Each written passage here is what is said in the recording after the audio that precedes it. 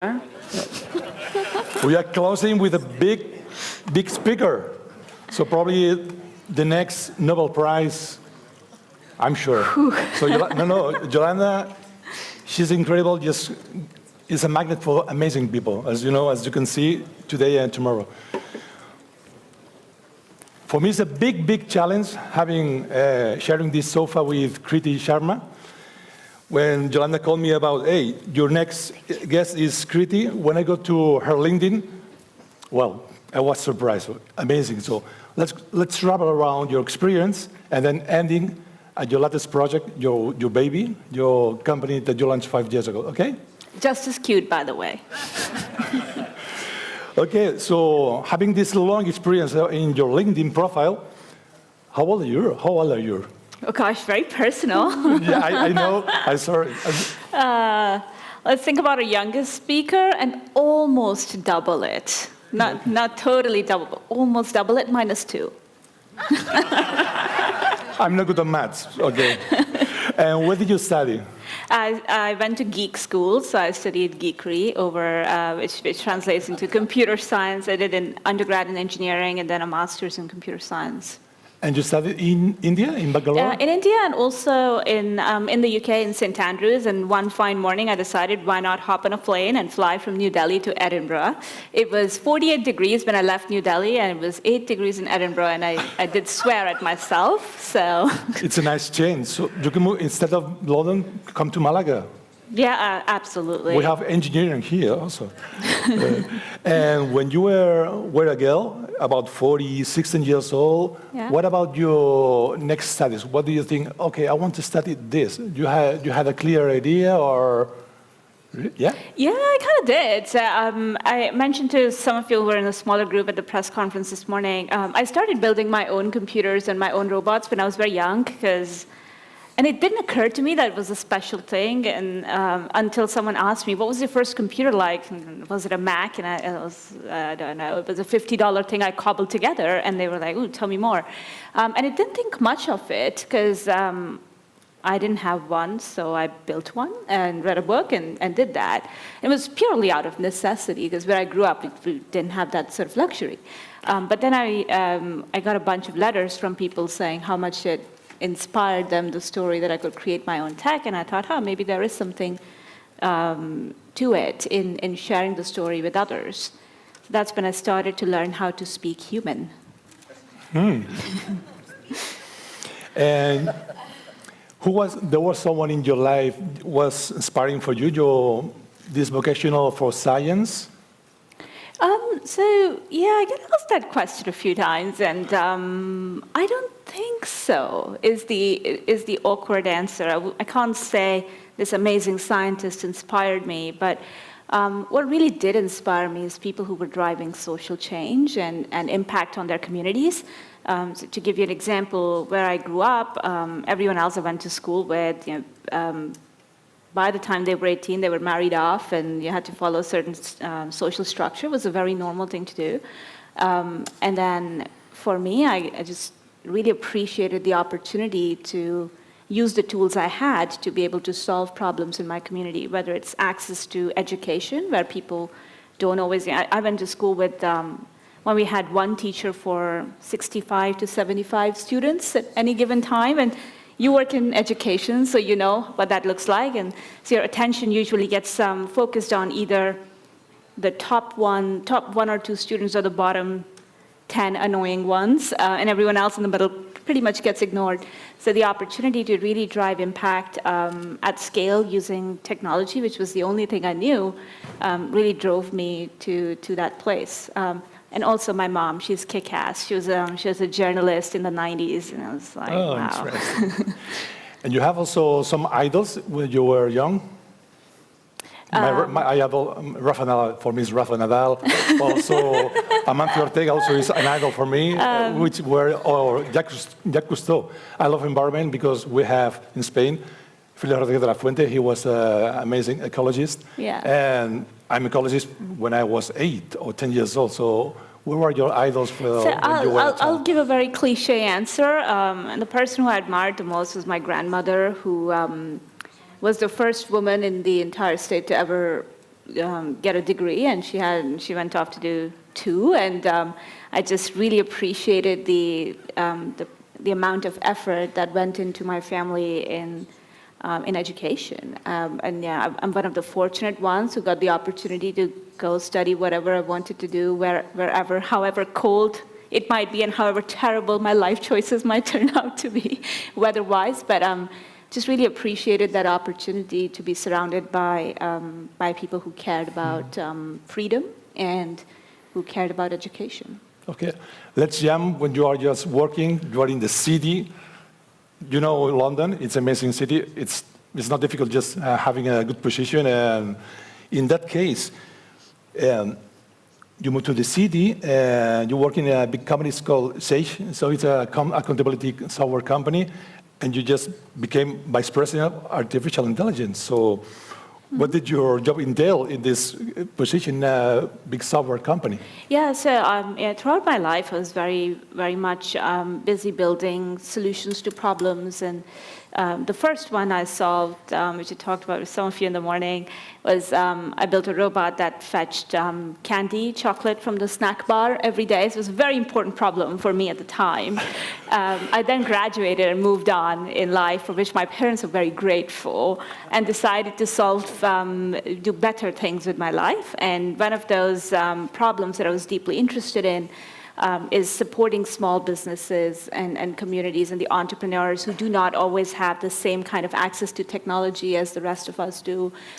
If it's about giving access to loans and understanding and predicting the cash. And the biggest reason for small businesses to go under is they can't predict their cash flow on time. So cash flow is the single biggest reason. And we looked at approaches to apply AI to solving those. I tend to think of myself as an ethical technologist who looks at problem solving from the get-go and do it in a more ethical way. But I've made a bunch of mistakes. And I'll talk about one mistake that I hope might inspire some of you, and you don't repeat the foolishness that I've entailed. And that is, in one of these roles, we were looking at how do we use the promise of AI, which is to automate boring, mundane tasks, to a large extent, and so humans can focus on using their potential, and we can solve these problems at scale. So we applied this AI technology that we built to a number of queries we were getting from small businesses to support them making better decisions. And we thought, using the data analysis we learned, we could automate about 60% of these problems that a machine could solve, and the humans could focus on on the rest. So day one, we shipped, it could handle 50%, then it could handle 65%, and then we got to about 80% in 6 weeks' time. I thought, I'm going to go see these colleagues, and I'm going to be a hero, because I made their lives so much better. Turns out, they absolutely hated me. And I tried to unpack why. And they said, previously, only 20% of my job was difficult problems. And now 100% of my job is difficult problems, because the machine solves the easier ones. And that, to me, was really the moment when of awakening, of it's not just technology and what problems it can solve, it's the impact on humans. When the machines do the easy stuff, we end up with a constant stream of difficult, mentally challenging problems, which works perfectly fine for me. I'm an admin phobe. I would rather not deal with organization matters, easier problems, but it creates a real challenge in our communities. We also learned that for younger people who were coming into work, apprentices and trainees and interns and grads, it took them a while until they could become smarter than the AI system, so to speak, to be able to contribute to the teams. So learn from my mistakes, guys. Let's go for an amazing year in your life, probably 2018, or probably before, because you received a phone call for the Secretary of the State of Digital that invites you to be member of the board at the Center of Data Ethics and Innovation in the City of London. At the same time, it was the ranking of Forbes 30 under 40, and also you became also advisor of the United Nations. Please. Oh, gosh. Oh, no, bravo. Well, how do you feel about these amazing phone calls? Hey, you are going to be advisor of the City of London, United Nations, Forbes. Who did you call? Your mom? Who your No, the grandma? first thing that crossed my mind is, oh, I cannot screw this up now. So, no, I mean, that's a very good point. I think I'm one of those people who are not known for taking a moment to celebrate an accomplishment. I'm the person who's like, okay, great, now, what's next? What's the next challenge? And I think as a leader, I've really learned to build that muscle with my people and my teams, because it's just more intuitive to say, okay, great job, now what's next? But the more we appreciate people and take a more human and empathetic role is really, really important. To me, I would just be very candid with you guys, very honest with you. I do deal with just a lot of survivor's guilt, in that I feel like from the community where I grew up and where the things I could do in my life, there were other amazing people in the same communities who could have done those things and greater. So there's often a question about, I got out and I could do these things, and what about the others who didn't get that chance? So I struggled with that for many years, and I still do, which gives me more of a sense of, and I think what I really value from that feeling is more of a responsibility to give back. So in a very selfish way, I do it for myself. And then after these awards, but you want to follow and work, what about your company? So then you launched your AI for good. And so it's already for the last 5 years, I think. So which are because you have an important goal or challenge, you want to impact 100 million people. Yes, we've done 12 million so far in 5 years. You say this in the program. So. Yeah. So a little bit of background to that. In 2018, we set up AI for Good. And I think it was the most amazing and the most terrifying thing I've ever done. It was amazing because it was so rewarding, and you could see just great impact on people. We're not at 100 million, but we have about 12 million. I guess we're on track-ish. But it was also terrifying, because working in social impact was not my jam. It wasn't an industry I understood well enough about. There were a number of challenges that were too big, that felt really, really difficult. And an example of that is we did a ton of work on gender-based violence and domestic violence in many communities. Now, I didn't know the first thing about it except for reading about it in the news, and didn't feel I was capable enough to solve that problem. But we took a very thought-through approach to building the team that solved that problem. So we had people who were experts in the field of social justice, psychologists, linguists, to bring them together. Because the future of our community and the products we build, the digital economy we talk about, it should not be designed just by geeks like me. It needs to be a more collaborative process. So we started that, and the first project we launched was called Rainbow in South Africa. 1 in 3 women face violence. 1 in 3? That's 1 in 3 globally. And we do not talk about it enough. In countries like South Africa, which have the highest femicide rates in the world, on average, it takes a 36th attempt for someone to take action. So 36th attack when they decide to do something about it. And by that time, the evidence is lost, a lot of the times. So we tried to understand, it wasn't what can we do with tech, but it was an approach of what are the barriers to seeking help? And we learned 3 things. First, we learned that there was a lot of shame and judgment and stigma from other humans in asking for help. There was a lot of victim blaming involved, and what did you do wrong, what could you do differently? And lastly, when someone did take action, they were routed to a telephone line that worked Monday to Friday, 9 a.m. to 5 p.m. When abuse happens more often on the weekends and in the evenings.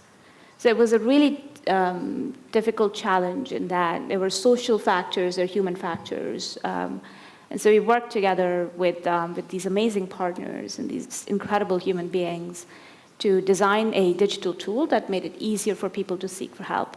They weren't Googling what is domestic violence. They they were thinking, something doesn't feel right in my relationship, or is it just me, or how do I talk to my friend who is in an awkward situation? And it needs to be trusted information, not just anything anyone can blog or tweet about, because it's people's safety at risk. So we did this work, and we shipped our first product, which was designed to be non-judgmental, and hence I'm not one of those, I'm not an expert in AI ethics. I build ethical AI technologies. I'm more just interested in solving problems using that approach. And so we designed it to be non-judgmental, unbiased, and just be very clear that you're talking to a machine. Interestingly, we learned when people knew they were talking to a machine and not a human, they were more open in seeking help. True, yeah. Right? Yeah, true. And we had to treat the data with the utmost safety-first sort of approach. And even when we did try to identify policy patterns, it was completely anonymized. It was a lot of work that went into it. But what we learned, and I'll just share, we talked about the attention economy earlier. And as a product developer, designer, you would always think about how can you get more and more people to use your product. And we woke up every morning thinking, oh gosh, we hope no one needs to use our product. But then COVID hit, and our usage numbers tripled, because in a lot of communities, people were asked to live at home, stay at home, often with perpetrators during lockdown. And the frontline support teams were not digital enough, so we had to help them pivot and do the whole thing. So when we talk about the challenges with technology and AI in the future and the inequality, I also want you guys to take away that there's a lot of hope in how we can use it to solve difficult problems, but it needs to be intentional in that who's creating this technology, so who are the people on that team, what do we use it for, and how do we measure it successful?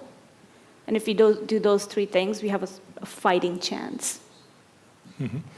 And if with these amazing projects, what is your next challenge? Because this is a huge, huge impact. You have the next challenge?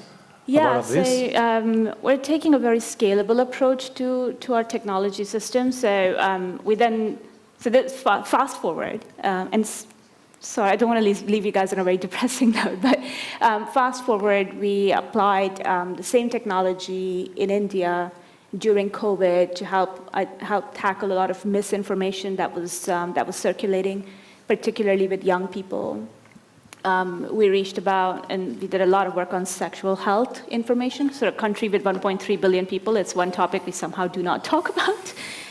So we reached a lot of young people with trusted information and did a lot of work on mental health support in those communities. So a repeatable technology pattern that we can bring to a lot of communities, organizations who are solving grand challenges, but who often feel tech is too difficult for us to invest in, or it's too expensive, or it's not for us. So that's one part. The second is at the same time, in the last 5 years, we've trained about 2,000 young people in solving SDGs, social challenges in their communities, using the power of technology. These are the young people who often don't want to learn tech. They weren't initially interested because they didn't think they were smart enough, or they didn't have pathways in schools to learn these technologies. And thirdly, as I was telling you last night, often they think they would rather do something more creative, like become YouTube stars, which I kind of agree with. So we took these young people on the same journey of let's solve the problems that we care about, not so much what do we do with this tech. That's kind of cool, and they are taking it to the next level. Amazing. Yeah, yesterday we were talking about education, and just talk about the challenges of also teachers, for example, not only the kids, the barriers of, hey, I can do technology, I can just teach coding easily. So to talk about this, about education. We have questions in the audience for Kriti. Yeah. There's one at the back. Yeah.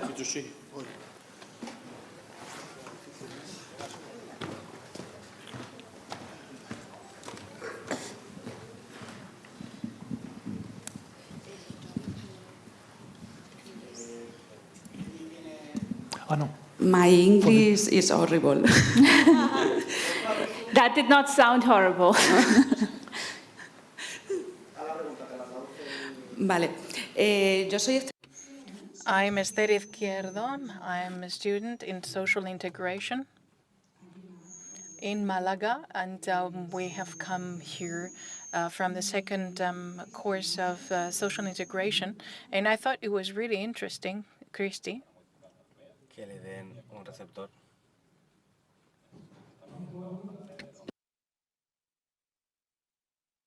It was really interesting because you touched upon a very important matter that is not just in society, but which is also carried out through cyberbullying and the internet. I would like to know the project that you have talked about in Africa regarding the project that you carried out regarding an application and an internet system to foster communication if they suffered from violence. Well, this year we need to conduct an enterprise project. How do you think that society and cyberbullying, which is, as of today, a very hot topic, how do you think that we could tackle this challenge through this technology and reach out to the youngsters, to the younger generation, so that we could put a stopper in this in this situation and to make this better? Let me summarize. You know that violence is in the street, at home, also on the internet, the cyberbullying, and how technology can help young people just to empower with this. So as a tool of stop it radically. If we can do something with internet technology to stop bullying or cyberbullying in that case. Yeah. Yeah, that's a really good example. And like I mentioned, we're seeing, so if you want to talk about maybe afterwards, later in the afternoon, we can talk through any kind of collaborations, but we're planning to open up our code base and make it available to a lot more organizations to reuse, for sure. We also learned that a lot of language models in these communities with low literacy levels, for instance, in some cases, or different localized languages are harder to build, so we're building a lot of those AI tools and making them available more broadly. And with regards to some of the examples you talked about, like bullying, it's just really encouraging to see, because I can't solve all of these problems. I have an amazing team and we work together, we partner a lot, but still the biggest opportunity is to train the next generation to do that. People who are almost half my age, -2. And one of the students that we've been working with for a while has been really championing and building tools to support young people, get support during the cases of bullying, and supporting frontline workers with their own mental health as well. So I would just absolutely love to connect more about it and see how we can support. And she was asking if at the end it's an app or it's a chatbot or which is. Okay, yes, it's both, but it's not a mobile app because a lot of people we work with do not have access to high-speed internet, as we were talking about earlier, or devices. So it works either through WhatsApp or text messages or other sources of chat. Next question, please. Hola. Sí. Hi, Kriti. Oh. Thanks for sharing your experience. I'm very interested in understand, you just mentioned a couple things about the way, the logistic to get to the people in this kind of countries. I'm from Venezuela, and you know we have a explosive migration around from Guatemala and Peru, all kind of countries in Latin America, where there is no access in terms of reliability. Well, I have family that sometimes they have like 10 hours, 1 day, 2, 3 days without internet. So I want to understand if it's possible to translate some of your experience to these countries where there is the availability to internet is very difficult, and you know it's a matter of the timing is very difficult, because when you have a vulnerable person in a situation, it's a matter of time. You can wait for 10 hours or 1, 2, or 3 days without internet. Yeah, I'm afraid I don't have a magical answer to that, but I can share what we worked through because we had similar challenges. So it's really, really important to be clear about when the technology can help and when it can't. So for us, for instance, we focused a lot more of our efforts in early intervention and support in moments when you're navigating or thinking about resources or am I in the right situation, just more early stage intervention. We did start with making the more last-minute problem easier to solve, like emergency situations, but the reliability problem was too acute, and we didn't want people to rely on a system where they could not access the internet or it's loading and those kind of issues. So it's really, really important to understand the boundaries of what the intervention is and where it works and where it does not work. For us, we also we rendered some offline or low bandwidth versions of the content and things that you could load and just gives you more direct information without needing to communicate a lot more over data. And those included resources where they could get that help. So I wish there was an easier answer, but I think there's a lot more infrastructural work with access to internet that needs to be done in order for us to bring these services to everybody. But there are parts, if we can be intentional about which parts of the entire journey we can solve with this tool and what's needed for the next and the next, then we can move forward a lot faster. And for people who are working on these systems, taking a human-centered approach is super important. You think about that person and what's the impact on different kind of scenarios. And for those of you who work in product design, you hear the word use cases a lot, right? What are the use cases of this technology? We do a lot of work on misuse cases or unintended consequences what are the misuse examples of it? If it's applied to the wrong problem at the wrong time, what can happen and how do you prevent that? Thank you. ¿Una más o tú mandas? Una más que quiero preguntar. Sed concretos, por favor. Be concise. Very concise. I don't ask anymore, but you are originally from India. South Africa is in part an English-speaking country. AI systems or models are not language independent. When you built your South African implementation, did you cater for the different languages in the country? Not on day one, but we did afterwards. So we started with the English language version to be able to reach people in the most broadest way. And then we started working with some of the other languages like Zulu and so on. And to do that, we also had to train the models based on data, which isn't easily available, right? So we had to build a lot of those data sets, which is why it took time. In India, we did a lot of work with what's called Hinglish. It's a combination of Hindi and English, more popular with younger people. I learned a lot of slangs that I didn't think I needed to learn, but I do now. And so, building the language models for those communities where it works is very, very important. And it doesn't come out of the box with a lot of the tools that you can't just use Lex from Amazon or some Google services and use Google Translate and hope it works, because a lot of the language dialects and just more regional languages do not have the same kind of support. So we did do a lot of work in building some of those tools and training and then giving them back to the communities that we worked in. There are also some other techniques that we looked at, like using more audio-visual content creation that was more relevant to those communities, particularly in cases of low literacy levels, which a lot of our users dealt with. Thank you very much, Kriti. Great. Por favor, seguidla, please. Please follow her. Please. Thank you.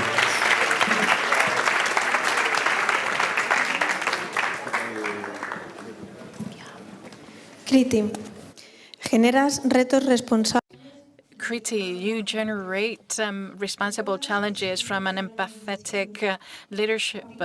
You always remind us of the people who are subdued. You generate change through your great wisdom. ¿Quieres decir algo, Yolanda?